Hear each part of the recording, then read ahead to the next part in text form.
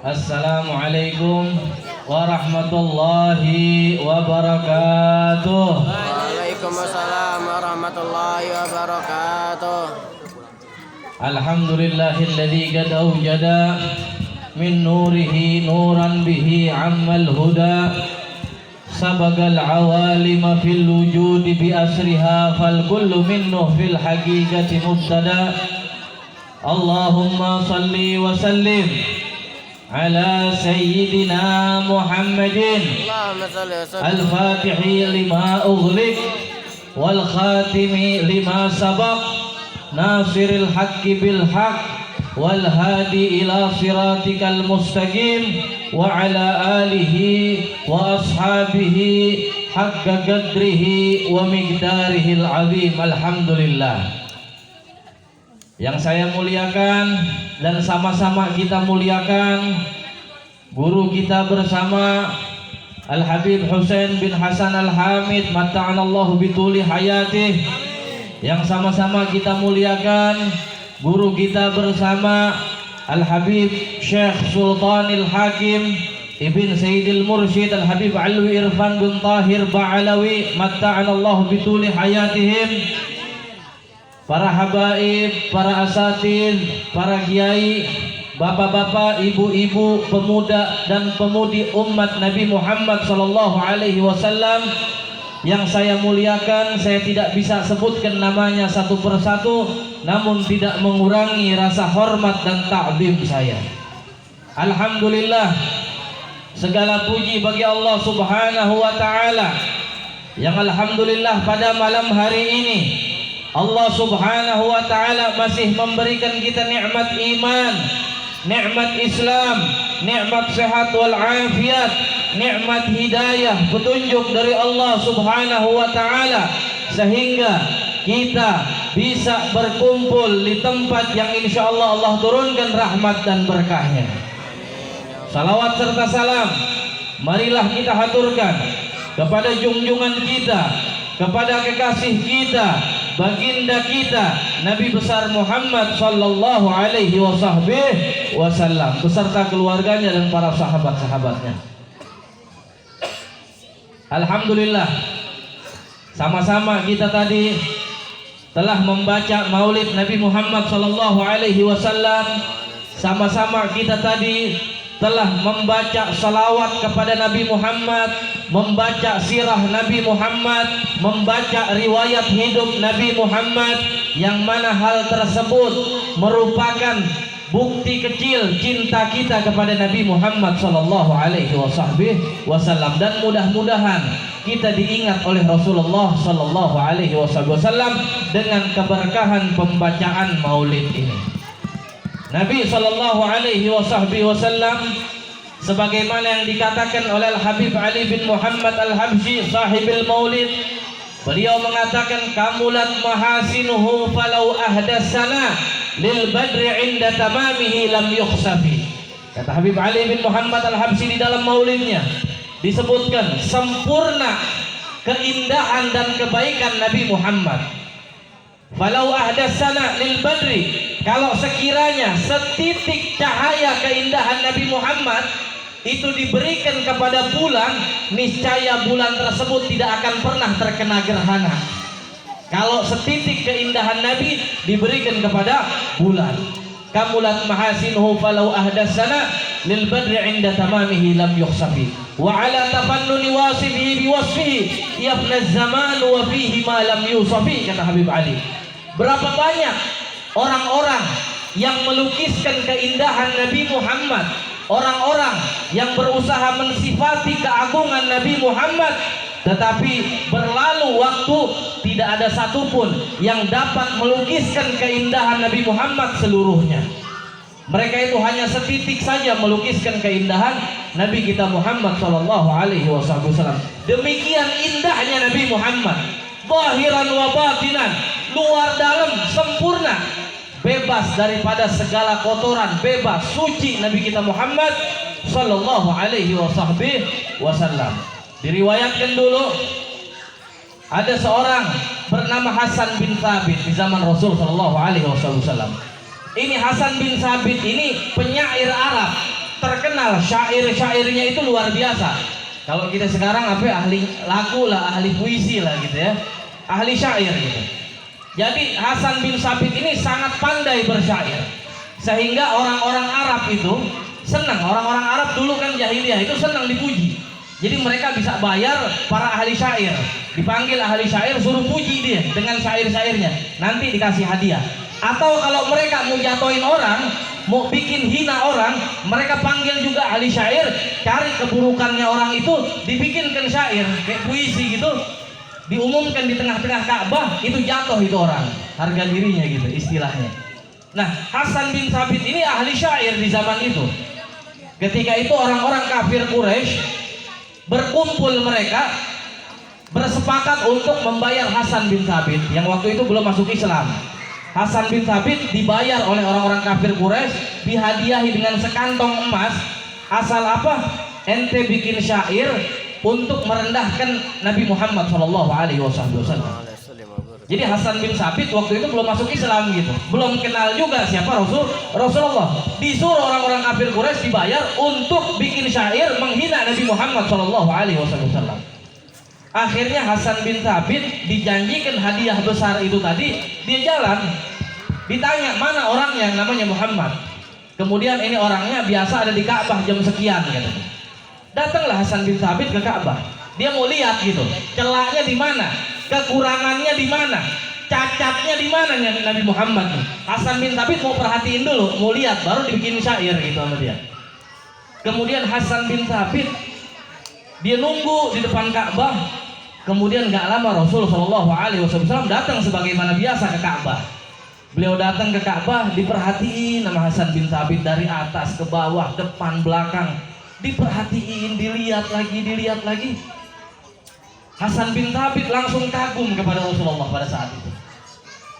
Akhirnya Hasan bin Sabit tidak menemukan satupun celah dari diri Rasulullah SAW. Kemudian Hasan bin Sabit balik, bawa kantong uang itu, hadiahnya itu tadi, dibawa, dibalikin lagi ke orang-orang kafir Quraisy. Dibilang, demi Allah katanya, aku tidak menemukan sedikit pun celah dari diri Nabi Muhammad. Kata Hasan bin Sabit, yang kutemukan adalah kesempurnaan di dalam dirinya Nabi Muhammad. Dilempar itu duit, Hasan bin Sabit buru-buru ngadep Nabi Muhammad SAW dan langsung masuk Islam di hadapan Nabi SAW. Kemudian dia berkata, wa ahsanu min kalam taragatu aini wa ajmalu min kalam talidin nisa'u. Kata Hasan bin Sabit langsung bersyair di hadapan Nabi Muhammad. Dia bilang, wa ahsanu min kalam taragatu aini. Keindahanmu itu hai Rasulullah, lam taragatu aini. Mataku ini demi Allah tidak pernah memandang orang yang lebih indah dari dirimu. Wa ajmalu min kalam talidin nisa'u. Dan ketampananmu ini ya Rasulullah, demi Allah tidak ada satu orang wanita pun yang mampu melahirkan orang yang lebih tampan daripada engkau. Khuliqta mubarra'an min kulli aibin ka'annaka qad khuliqta kama tasya'u. Engkau terlahir, engkau tercipta bebas daripada segala celah, segala cacat, segala kekurangan. Kata Hasan bin Sabit, seolah-olah engkau memilih bagaimana engkau diciptakan. Jadi Hasan bin Sabit ini yang tadinya disuruh nyela Nabi Muhammad, dia langsung berubah bikin syair memuji Nabi kita Muhammad SAW. Sallu ala Nabi Muhammad. Demikian indahnya Nabi Muhammad SAW. Maka dari itu kita kumpul di sini ini bukti kecintaan kita kepada Nabi Muhammad. Biar kita nanti diingat oleh Nabi Muhammad. Kita tahu dulu bagaimana Nabi Muhammad SAW di dalam dakwahnya menegakkan kalimat la ilaha illallah ini penuh perjuangan. Nabi kita Muhammad SAW, sebagaimana diriwayatkan ketika Rasulullah SAW beliau berdakwah di Mekah, itu beliau Rasulullah SAW itu setiap hari diganggu oleh kafir Quraisy. Beliau dilempari, beliau dicekik, beliau dilempari kotoran, beliau disiksa, sahabat-sahabat beliau disiksa, orang-orang dekat beliau disiksa oleh orang-orang kafir Quraisy ketika beliau dakwah di Mekah. Sampai-sampai beliau pernah diboikot oleh orang-orang Mekah di satu lembah, diboikot, tidak disuplai makanan dan lain-lain. Sehingga dalam riwayat beliau keluarganya itu Bani Hashim, beliau sampai makan dedaunan. Karena apa? Nggak ada suplai makanan, diboikot oleh orang-orang kafir Quraisy selama berapa tahun? 3 tahun diboikot oleh kafir Quraisy. Itu perjuangan yang luar biasa. Kita pernah nggak begitu? Nggak pernah. Ini beliau ditaruh di padang pasir dengan keluarganya Bani Hashim. Yang keluarganya beliau itu Bani Hashim, beberapa belum masuk Islam, tapi tetap diboikot. Itu gimana perasaan gitu? Ibarat kita di penjara, keluarga kita ikut juga di penjara, nggak salah apa-apa. Itu kan zahir batin itu, bebannya itu. Itu Rasulullah 3 tahun dibegitukan oleh orang-orang kafir Quraisy. Terus tiap hari Rasulullah SAW diganggu oleh orang-orang kafir Quraisy, sehingga Rasulullah SAW inisiatif. Beliau ketika itu dalam riwayat beliau mau hijrah ke Taif, ke satu daerah Taif gitu. Beliau mau hijrah ke sana. Mudah-mudahan kata Rasulullah SAW di Taif beliau diterima dengan baik oleh penduduk Taif. Kemudian beliau jalan berdua dengan Zaid bin Harithah. Berdua nih datang ke Taif, beliau husnudzon. Nanti di Taif beliau diterima oleh orang-orang Taif. Tapi orang-orang kafir Quraisy mengendus rencananya Rasul Shallallahu Alaihi Wasallam, sehingga orang-orang kafir Quraisy kirim surat kepada penduduk Taif. Dibilang, wahai penduduk Taif, sebentar lagi Muhammad akan datang ke kampungmu, akan datang untuk memecah belah kalian dan untuk menjauhkan kalian dari agama leluhur kalian. Sampai itu surat, sehingga Nabi Muhammad belum datang nih, masih di perjalanan. Itu penduduk Taif menerima surat itu, buru-buru mereka ngambil batu-batu, mereka cegat Nabi Muhammad SAW di pintu Taif. Sehingga ketika Nabi Muhammad SAW dalam riwayat ini diceritakan beliau berjalan dengan Zaid bin Harithah masuk ke kota Taif. Itu bukannya Tala al-Badru yang diterima oleh beliau, bukan. Tapi apa? Lemparan batu yang dilempar oleh anak-anak kecil. Itu demikian dahsyatnya ujian Rasulullah Sallallahu Alaihi Wasallam. Beliau dilempari batu oleh penduduk kaum Taif, sehingga dalam riwayat beliau dan Zaid bin Harithah ini berlari. Larinya bukan lari seperti pengecut, bukan, tapi lari karena kondisi. Beliau berdua cuman, ini satu kampung nyerang beliau pakai batu, dilempari beliau sampai saking banyaknya lemparan itu pelipis beliau berdarah. Itu dalam riwayat pelipis beliau berdarah. Jadi sambil berlari itu Rasul Shallallahu Alaihi Wasallam beliau ngelap lagi darahnya, sehingga Zaid bin Harithah berkata kepada Rasulullah, ya Rasulullah, jangan engkau elap darahnya, biarin dia jatuh aja Rasulullah. Kalau engkau elap, ini memperlambat jalannya kita, memperlambat larinya kita, sehingga makin banyak lemparan batu-batu yang mengenai dirimu ya Rasulullah. Apa jawab Rasulullah? Kata Rasulullah, ya Zaid bin Harithah, biarkan batu itu banyak datang kepadaku, yang penting darah ini jangan sampai jatuh ke muka bumi. Karena apa? Karena kalau sampai darah ini jatuh ke muka bumi, ke tanah, niscaya Allah Subhanahu wa Ta'ala akan azab penduduk Taif. Allah akan murka kepada penduduk Taif. Syuh, ini lihat Rasul Shallallahu Alaihi Wasallam dilempari beliau sampai berdarah, masih sempat mikirin orang yang lemparin. Jadi jangan sampai darah itu jatuh. Kalau jatuh itu bumi ditebalikan oleh Allah Subhanahu wa Ta'ala. Itu kasih sayangnya Rasul Shallallahu Alaihi Wasallam kepada umatnya. Dan beliau berkata, Allahumma ighfir qaumi fa innahum la ya'lamun. Ya Allah, ampunkan dosanya umatku, karena apa? Mereka tidak tahu siapa aku ya Allah. Itu jawaban Rasulullah Shallallahu Alaihi Wasallam. Demikian kasih sayang beliau terhadap orang-orang yang melempari beliau. Maka bagaimana kasih sayang beliau terhadap orang-orang yang mencintai beliau? Maka bagaimana kasih sayang beliau terhadap orang-orang yang di dalam hatinya ada nama beliau, di dalam pikirannya ada nama beliau, di dalam matanya ada nama beliau, di dalam pendengarannya ada nama beliau, di kesehariannya ada Rasulullah Sallallahu Alaihi Wasallam. Jadi kita ingat, itu Rasulullah SAW dulu teramat mencintai kita.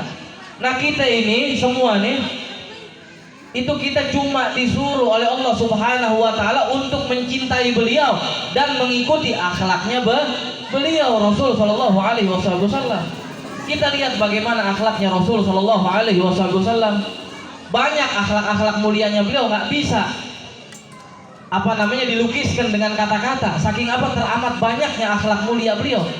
Kita ikuti yang kita bisa daripada akhlak Nabi Muhammad.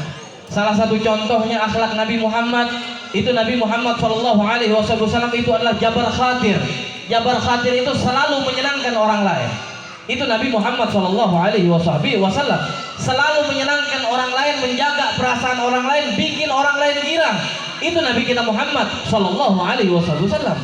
Pernah dalam satu riwayat, waktu beliau lagi duduk bersama beberapa sahabatnya di rumah beliau, datang satu orang dari dusun, dari kampung, membawakan setangkai anggur untuk beliau.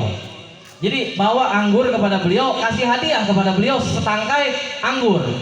Kemudian dikasih kepada Rasulullah, diterima oleh Rasulullah SAW. Rasulullah makan satu buah itu anggur, kemudian buang bijinya, makan lagi 2, 3, 4. Rasulullah diam, nih orang nggak bangun yang ngasih anggur tadi. Akhirnya beliau makan lagi itu anggur sampai habis. Setangkai itu habis sendiri oleh Rasulullah Shallallahu Alaihi Wasallam. Habis anggurnya, itu orang pulang girang gitu. Hadiahnya udah dimakan sama Rasulullah Shallallahu Alaihi Wasallam. Kemudian para sahabat yang ada di sekeliling Rasulullah ketika itu heran gitu. Nggak biasanya Rasulullah makan sesuatu terus nggak bagi sahabat-sahabatnya. Sahabat heran gitu. Tanya kepada Rasulullah, ya Rasulullah, kenapa kok engkau tadi makan anggur banyak benar gitu? Kok engkau nggak kasih kita ya Rasulullah? Tumben gitu. Biasanya engkau nih kalau makan sesuatu pasti dikasih kita, semua pasti dapat. Kata para sahabat-sahabatnya. Kemudian kata Rasulullah SAW setelah orangnya itu pergi gitu yang ngasih hadiah tadi, wahai sahabat-sahabatku, tahukah kalian itu anggur tadi yang dia kasih itu rasanya itu sangat asam. Anggurnya itu sangat asam, kecut gitu. Ane khawatir kata Rasulullah, kalau ane kasih ente orang nanti, terus ente ekspresi makan asam gimana sih? Iya kan? Kan ane tuh muka kalau makan asam tuh ya Allah, kan ketahuan, kan nggak enak sama yang ngasih. Takut yang ngasih kecewa gitu ya Allah, ngerasa nyesel. Kok ngasih anggur yang asam kepada Rasulullah? Jadi Rasulullah SAW jaga perasaan itu orang yang ngasih anggur itu sampai segitunya itu Rasulullah Sallallahu Alaihi Wasallam. Itu akhlaknya Rasulullah Sallallahu Alaihi Wasallam, nyenengin orang. Itu Rasulullah. Kemudian diceritakan juga ada seorang budak perempuan namanya Barirah. Barirah ini mantan budaknya Sayyidina Abu Bakar As-Siddiq. Barirah ini orang Afrika, orang Habasyah, Ethiopia. Udah hitam, bibirnya gede, doer gitu bahasa kitanya, rambutnya keriting. Udah jelek deh. Mantan budaknya Sayyidina Abu Bakar, namanya Barirah. Susah, orang susah benar ini Barirah ini. Tapi karena kecintaannya kepada Nabi Muhammad, ini Barirah ini pengen dia ngundang Nabi Muhammad ke rumahnya Barirah ini tadi. Tapi dia pengen punya sesuatu dulu nih buat disuguhkan kepada Nabi Muhammad Shallallahu Alaihi Wasallam. Akhirnya dia kerja keras tuh Barirah itu tadi, dari pagi sampai malam kerja. Buat apa? Ngumpulin duit buat beli makanan, buat jamu Rasulullah. Barirah kerja dari pagi sampai malam tiap hari begitu, tapi duitnya habis mulu karena dapatnya dikit, cuma cukup buat makan dia aja gitu istilahnya. Berhari-hari tapi dia nggak nyerah Barirah itu tadi. Sampai satu hari Sayyidina Abu Bakar